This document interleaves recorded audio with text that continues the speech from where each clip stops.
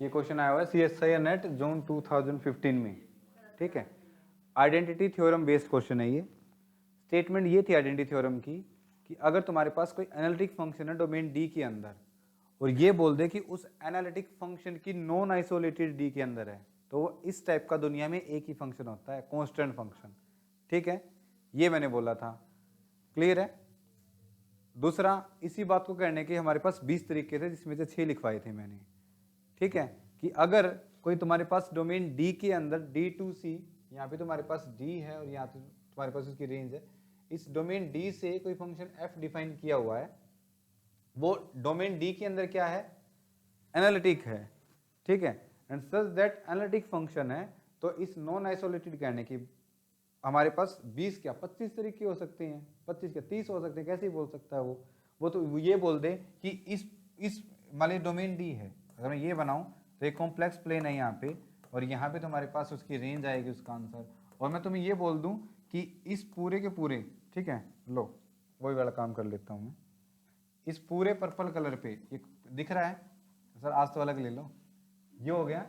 इस पूरे purple colour पे जितने भी पॉइंट आएंगे ना, उनको ये जो फंक्शन f यहाँ पे मैप कर रहे हैं, किस पे मैप कर देगा, यहाँ की जीरो पे। यही तो बोल रहा है वो सारी इसकी जीरो, देखो is equal to zero, is equal to zero, is equal to zero, is equal to zero, चारों ही ऑप्शन में। तो भैया पूरे पर्पल कलर पे कर दिया, तो मैंने इस पर्पल कलर में अगर एक पॉइंट ले लिया यहाँ पे, पहली बात तो आप इसको एनालिटिक बोल रहे हो, और इस व्हाइट कलर पे आप दिख रहा है, ये व्हाइट कलर इस पर्पल कलर सेट का क्या बन जाएगा, लिमिट पॉइंट नहीं बन जाएगा क्या, है ना, लिमिट पॉइंट बन गया।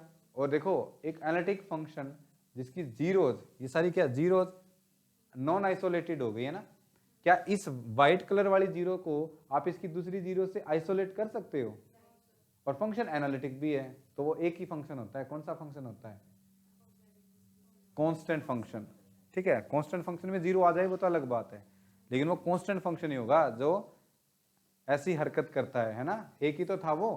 तो बस उसी पे क्वेश्चन बेस्ड है। अब जीरोज देख लीजिए, जिसकी जीरोज नॉन आइसोलेटेड हुई वो आंसर आ जाएगा, जिसकी नहीं हुई वो नहीं आएगा, ठीक है, क्लियर है। एक बात, इस बात को करने का दूसरा तरीका, सेकंड स्टेटमेंट ये भी थी कि अगर जीरोज का लिमिट पॉइंट अगर उस डोमेन डी के अंदर, तो वो लिमिट पॉइंट बन जाएगा, डोमेन डी के अंदर है फंक्शन एनालिटिक भी चाहिए, तो भी फंक्शन क्या हो जाएगा, कांस्टेंट हो जाएगा। Is that clear, this is the identity theorem. अब आते हैं क्वेश्चन पे, अब देखिए, अब तो कर दो, अब तो कुछ राय नहीं, पिक करने ऑप्शन देखो, let f be an analytic function defined on the domain, domain भी दे दी, डी क्या दे दी उसने, ओपन यूनिट डिस्क ये दे रखी है, ये आयोटा है, ये minus iota one minus one, ठीक है, ये डोमेन डी है, ये उसकी डी ओपन डिस्क है। बोलता है पहला ऑप्शन देखना, f of 1/n is equal to 0 for all n greater than equal to 1, okay.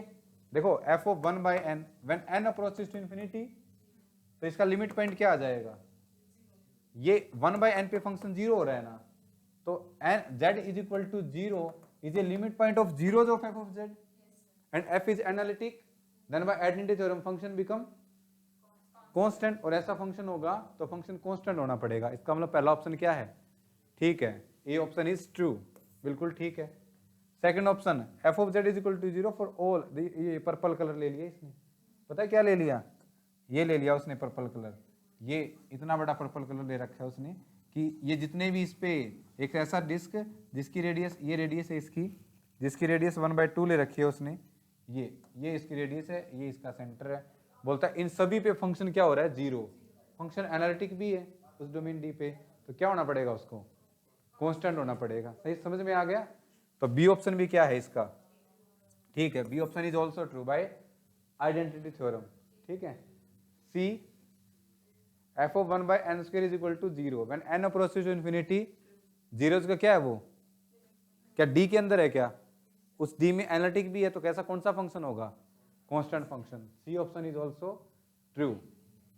D पता है, ग्रीन लाइन याद है, तो वो ग्रीन लाइन है, ये पूरे ये मैंने ली थी, -1 to 1 बोल रहे हैं ना, ये पूरी की पूरी ग्रीन लाइन पे फंक्शन 0 हो रहा है, फंक्शन एनालिटिक भी है, ठीक है। तो पूरे डोमेन डी पे ही उसको क्या होना पड़ेगा, 0 होना पड़ेगा, कांस्टेंट तो होगा वो 0 भी होगा, इसमें वो 0 फंक्शन होगा, इसमें भी वो 0 फंक्शन होगा। इनफैक्ट ये भी मैंने निकालने सिखाए थे ना, 1/n को z मान लीजिए, फिर यहाँ पे जीरो ही है तो f of z is equal to zero, इसमें भी जीरो होगा, इसमें भी जीरो होगा, इसमें भी, इसमें भी।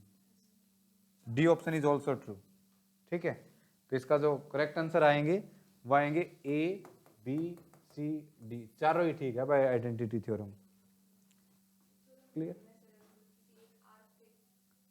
इसका आंसर ये आएगा बाय आइडेंटिटी थ्योरम। मुश्किल क्वेश्चन था ये, बस पहली स्टेटमेंट बेस्ड क्वेश्चन था ये, और क्या है। और वो पार्ट सी में दे रखा है, बताओ।